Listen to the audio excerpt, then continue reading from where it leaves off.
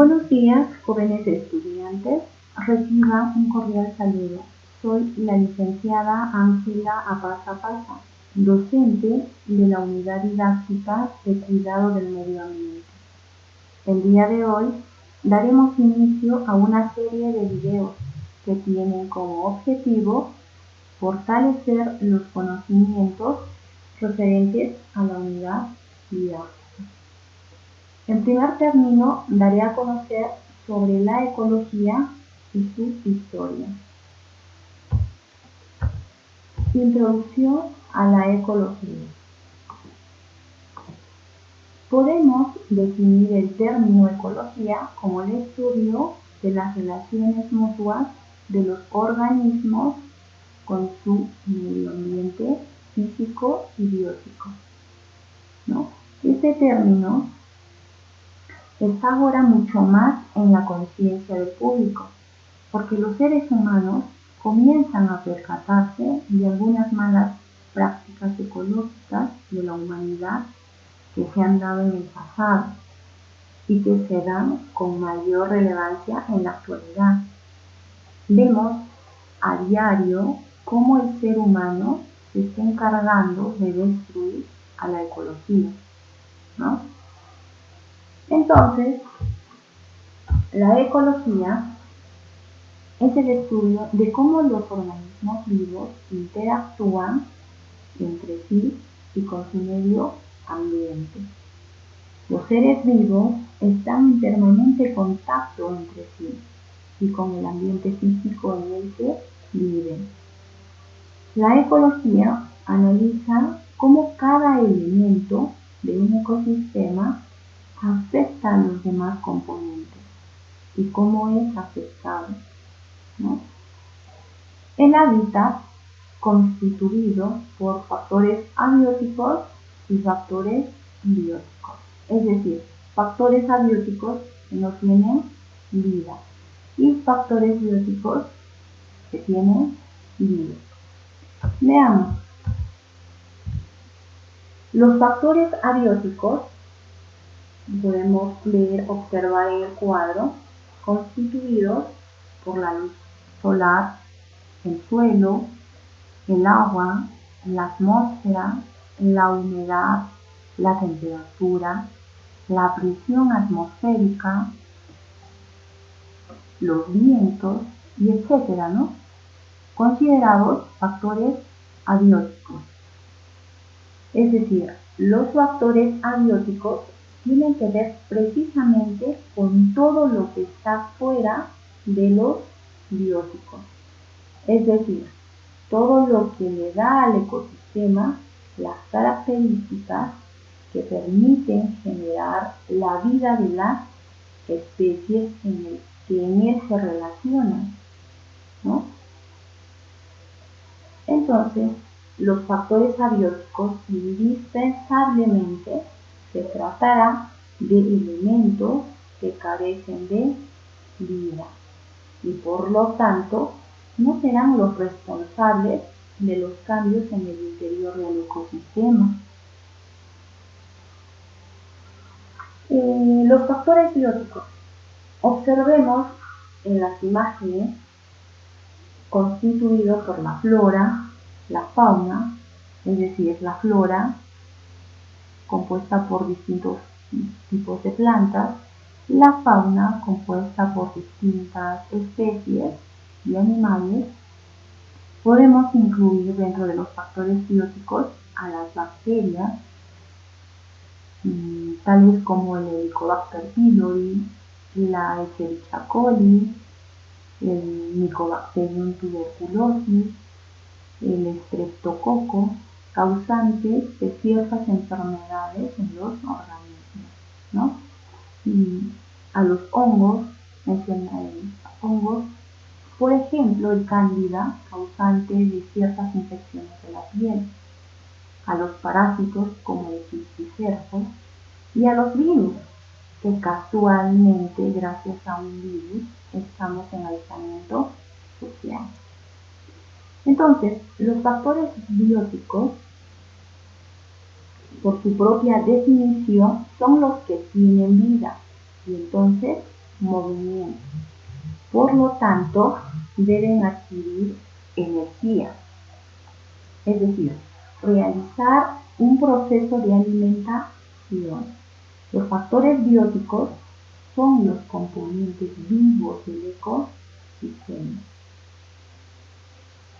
De esta manera, se puede decir que los factores bióticos son los encargados de tener un comportamiento activo en el ecosistema, generando las relaciones a través de la propia necesidad de supervivencia.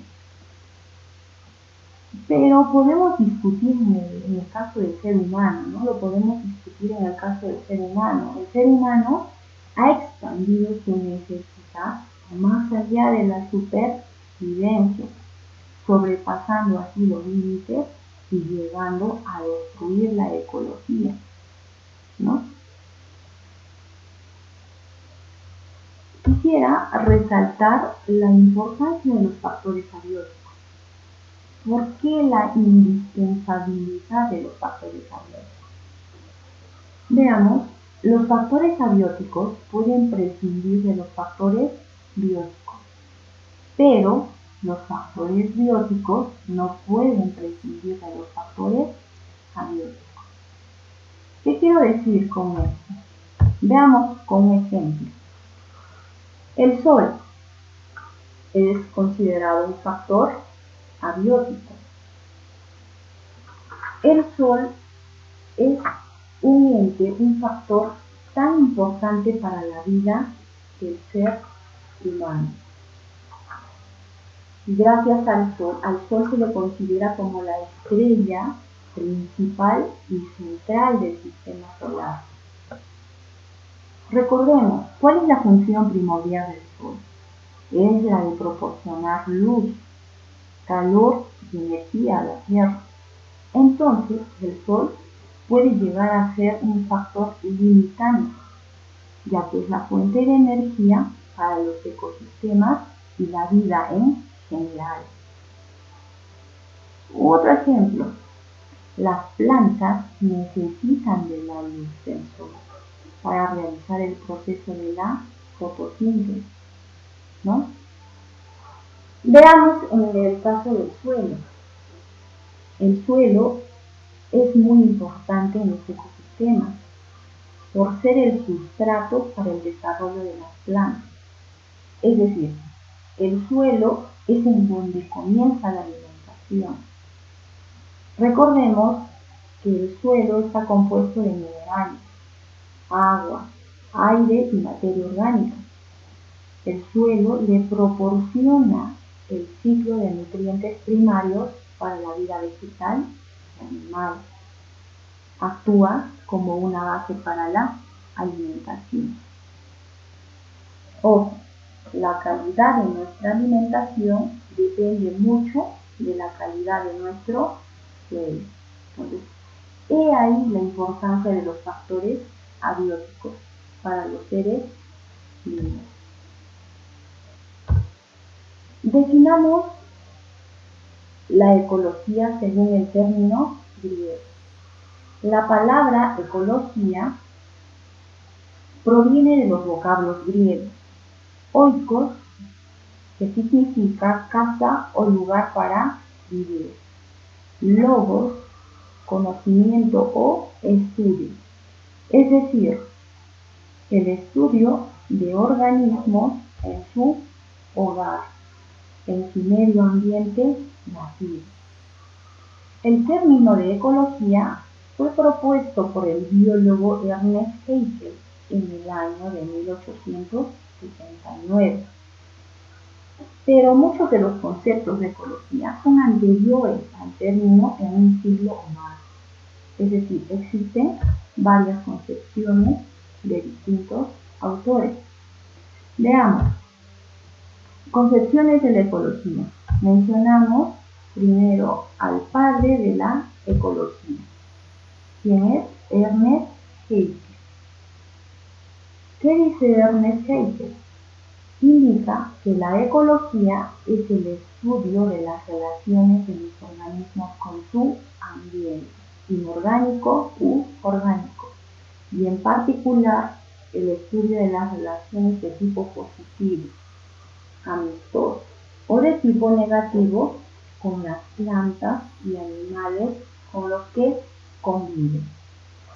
Ernest Haeckel, vuelvo a repetir, considerado como el padre de la ecología, dio a conocer las teorías de Charles Darwin, es decir, fue un seguidor de Charles Darwin en Alemania, ¿no? Siguió las teorías.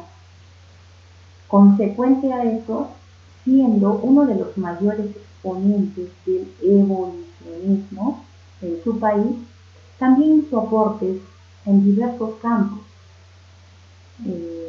por ejemplo, en el de la morfología, publicando el documento Morfología General de los Organismos.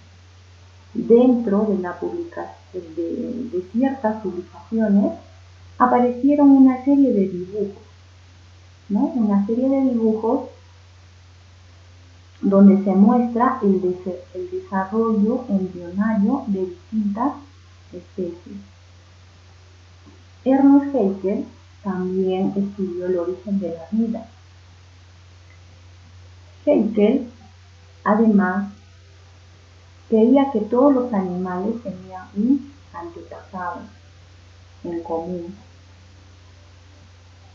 Realizó estudios en sistemática, microbiología y sociobiología. Tenemos a otro autor que indica acerca de la ecología. Nos estamos refiriendo a Hans Adolf Krebs. ¿Qué dice de la ecología? Indica que la ecología estudia la distribución y abundancia de los organismos y sus poblaciones. Krebs fue un bioquímico ganador del Premio Nobel de Fisiología y Medicina en el año de 1953. Fue el descubridor del ácido cítrico, lo que se conoce comúnmente como el ciclo de Krebs. Tenemos a otro autor, Eugene Odum, que indica que la ecología es la ciencia que estudia la estructura y función de la naturaleza. Eugene, uno de los más importantes promotores de la ecología contemporánea, publicó un libro de fundamentos de ecología, ¿no? En el año de 1953.